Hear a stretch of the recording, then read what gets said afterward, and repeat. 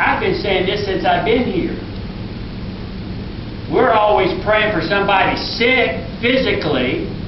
I'm saying we need to pray for them spiritually, that they'll be saved in their life. God saw his physical, but he was interested in saving him.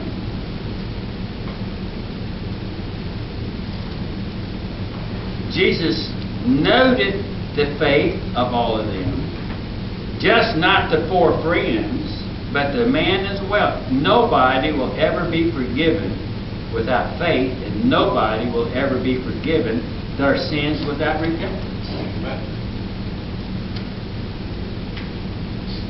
So, what Jesus saw was not primarily a man who had physical illness.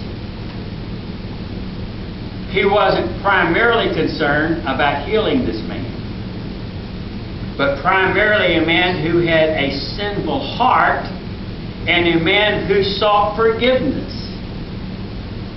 Jesus perceived that this man not only needed to be healed, but he had a sinful heart that needed to be forgiven, and this man had it in his heart that was not perceived by anybody else, but Jesus could see that. Nobody is ever going to be forgiven by proxy. It wasn't the faith of his friends that brought about his forgiveness. Nobody is ever going to be delivered from sin, delivered from the judgment on the basis of somebody else's faith, and nobody is ever going to be delivered and forgiven apart from their own faith and repentance. You can't repent for somebody else. Well, they didn't mean to do it. Can you forgive them? They didn't really mean to do it. That doesn't work with God. You can't ask God to forgive somebody unless that person themselves asks God for forgiveness. But he never saves anybody who doesn't have faith. And salvation has always been by faith, hasn't it? And always with repentance. So, the indication here is that what Jesus gave this man was not just a healing. We should never start with the healing first. Physical healing first. You need to start with the spiritual healing first, because the physical healing could be part of God's providence and part of just life. We break down all the time anyway. And so, before he ever dealt with the physical problems, he forgave his sins. Well, I didn't come to be forgiven. I came to get God to heal me. That doesn't work with God. The man came, and I'm sure he had faith in Jesus' healing power. He probably had faith that Jesus certainly was the messenger of God. He had heard about his power to heal, which was without any equal. Healing just didn't happen. They just don't happen the way it was happening prior to Jesus, before the man came to Jesus. There hasn't been healing in Israel in 500 years. Jesus is the first person in 500 years who could heal anybody. And so all this healing was taking place. It hadn't happened. So this man understood that Jesus had the power to heal. They weren't common, and they knew this was very unusual, as people were being healed everywhere. And Jesus went, and he knew he was a messenger from God. So this man came to Jesus knowing who Jesus was, and he was in need of healing, but also forgiveness. Most people don't know they need to be forgiven. Most people say, what have I done to offend God? What have I done to offend God? Why do I need to be forgiven? So that's the reason we need to tell you, you are a sinner. You have offended God. Well, how have I offended God? Well, you can name a list of things. But one thing, you've rejected God for being God in the first place. But the real cry of his heart was not physical needs. If you ask most people who are not saved, is there something deeper in their lives that they need to have corrected than their physical needs? The average lost person has within him a longing to have a heart change because he's not happy with himself. And that's why he gets mad, that's why he gets angry, that's why he cusses, that's why he does everything he does, because he's angry within himself, and he knows something needs to be done to clean himself up so that he can be the person he wants to be. And so he thinks he needs some kind of medicine to correct that. And the only medicine he needs to correct that is Christ. Now, I'm not saying that Cherry don't need to take high pressure medicine for her stress level because she's married to me, so she needs to take 2 or 3 pills. I understand, but I'm not talking about that.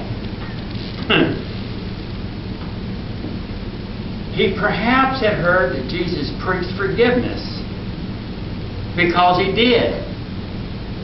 Everywhere he went, Jesus preached forgiveness.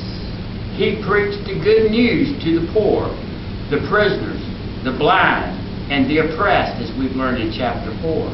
He preached that men were sinners, desperately need forgiveness and mercy.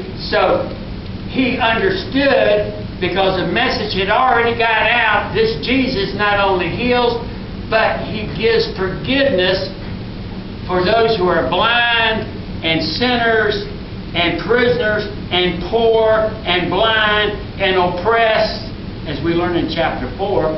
So not only was he going to get healed, he was maybe really going to see if he could be forgiven for this inner problem that he was having in his heart. Well, that's why they tried to kill him in his own town of Nazareth when he preached the message in a synagogue that they were sinners, and they tried to throw him off a cliff. They couldn't stand the idea that they would have to say, they just could not, the Pharisees could not come to say, I am a sinner. My heart is not clean. They thought they were perfect. They thought they were righteous. But they knew in their heart they were wrong. And they tried to cover it up. And they didn't want anybody telling them that they were sinners. And so they tried to kill him. But this man didn't have a problem with that. He knew he was a sinner. And he knew he needed mercy and forgiveness. And when the Lord looked at this man, he saw not a paralyzed man, a paralytic. He saw a sinner. And the first thing that Jesus said to this man, I forgive you. God perceived in his heart without him saying a word. Who believed that God was merciful and to a sinner, and who desperately wanted God to forgive him, because that's the condition of the heart to which God responds with forgiveness. God saw his heart. He saw in his heart that he really wanted to be forgiven, whatever was in his heart. And Jesus saved him on the spot. He called him friend. Right? He called the man friend, meaning that Jesus had saved him. Just pull him in. No longer an enemy, a friend, a son. And the language of the kingdom, and there's no forgiveness ever given anybody without repentance, and there is no forgiveness given to anybody who doesn't cry out in faith and mercy to God. And he was doing it in his heart.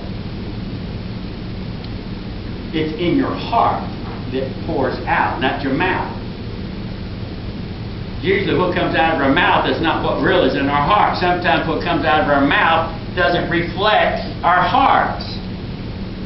Sometimes what comes out of our mouth, and we say, that will sure do it. I never say that to it. Well, I keep telling Charity all the time, it's only surface. I say a lot of stupid things. Well, that's not in my heart. On the other hand, a lost person says everything that he means that's in his heart that he won't say out loud. Well, I never do this and I never do that. Well, he doesn't say it out loud, but it's in his heart. Your heart is who you are. And though you may never say anything outward, it's in your heart and it's just as bad.